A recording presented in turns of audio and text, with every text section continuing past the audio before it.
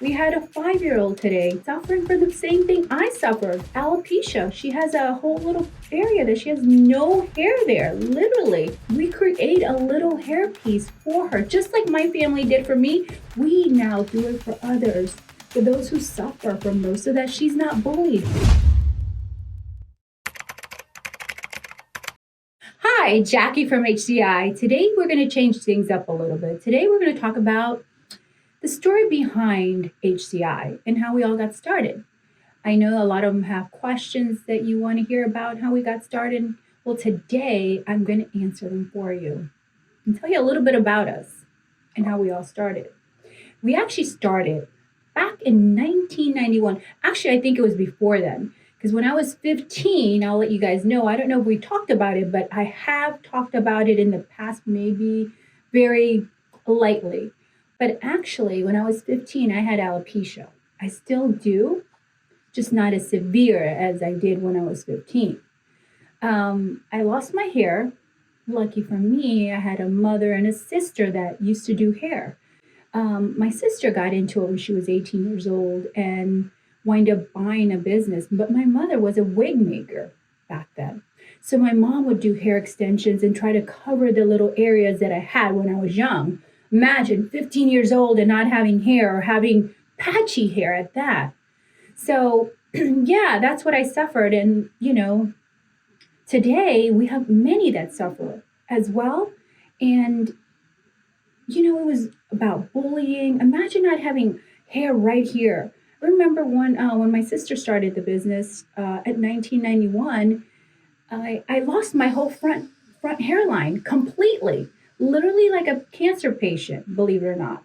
That's how I lost it. It was just, and it's almost like the patchiness, you lose it almost like cancer. It just goes, it just disappears from 1 minute to the next. And that's how it is. I lost the front, and that's when I started wearing hair, where my sister would actually make little hair pieces for me, as well as my mom. But my sister put me in a full cap because back then it wasn't, my mom created these things, but my sister actually created a whole hair topper. Then I lost one back here, and I would just leave it. So for those who suffer from alopecia, I totally understand. I belong to many organizations that actually help people with alopecia or hair loss. So I also belong to the American Hair Loss Council, which we deal with anybody and everybody that has hair loss of all kinds, whether it's cancer, alopecia, trichotillomania, all those foundations. There's an organization that gets together and helps them. So I'm here to help you. HCI Hair Solution is here to help you. But yeah, the story behind that is they started helping me out, believe it or not. And I'm ever so grateful and honored to have my family that they were able to help me, as well as many others. And it wasn't until years later that I actually got into the business. But first and foremost, it was me that was actually getting help. And we helped so many. I mean, starting from age 5 years old, believe it or not. We had a 5-year-old today. I mean, suffering from the same thing I suffered, alopecia. She has a whole little area that she has no hair there, literally. Imagine being 5 years old, and other kids don't understand that, and there's bullying and everything else out there for them. So gosh, we create a little hair piece for her, just like my family did for me. We now do it for others, for those who suffer from those, so that she's not bullied in school for those reasons. I mean, gosh, that's crazy. But yeah, I see it as crazy now, but I was that one person. I wasn't 5 years old, but I was 15 and little long, still young. That was like a teenage year. Imagine that, the hardest time of your life, just like a 5-year-old, the hardest time of someone's life, when you're losing hair and you think that there's nothing out there for you, but think again, there is. We here do everything, and I'm so grateful to be able to help anybody and everybody that has any type of hair loss, whether it's hair loss due to alopecia, whether it's cancer, whether it's trichotillomania. Trichotillomania is a disorder, it's a nervous tic. People pull their hair to the point that they have no hair. The sensation, they love the sensation, but they don't realize they're pulling so much to the point that they have no hair. 9 out of 10, sometimes the hair never grows back. So we have to create hair pieces to actually fit the areas that they lose their hair. Then you have deformities. No one ever thinks about deformities. We actually have to make prosthetics. Yes, if you have a deformity in your scalp, just think about that. No one ever thinks about those things. I mean, we have to make a full scalp prosthetic to actually give them a shape of their head, a round head, because there's some people that don't have that due to an accident, due to being born that way. That's right. You can also be born with a deformity. And so we give them that life. We actually let them feel just like as normal as they can by giving them their shape of their head back. I mean, so, and the list goes on. That's just the beginning. Then you have the insecurities of not having hair. When a person wants to go get it, the other day we had a gentleman that's 38 years old, and he felt, I have several stories, 38 years old, he wanted to get a job, but he had no hair. He was totally bald except for his sides. Very common for men to have hair on the sides, but yet not hair on their crown. Well, guess what? There's hair replacement. Sometimes not everybody is a candidate for transplants. Many doctors out there will do transplants, even for those who are not candidates. Even the people that go to Turkey. Yeah, everybody says, let's go to Turkey for transplants because it's cheaper. Really? Is it really cheaper? That's a whole nother subject to get into. But is it really cheaper? Do you want to pay cheap? Do we pay cheap to do body plastic surgery? Guess what happens with those? Those are plastic surgery gone wild. Same with hair.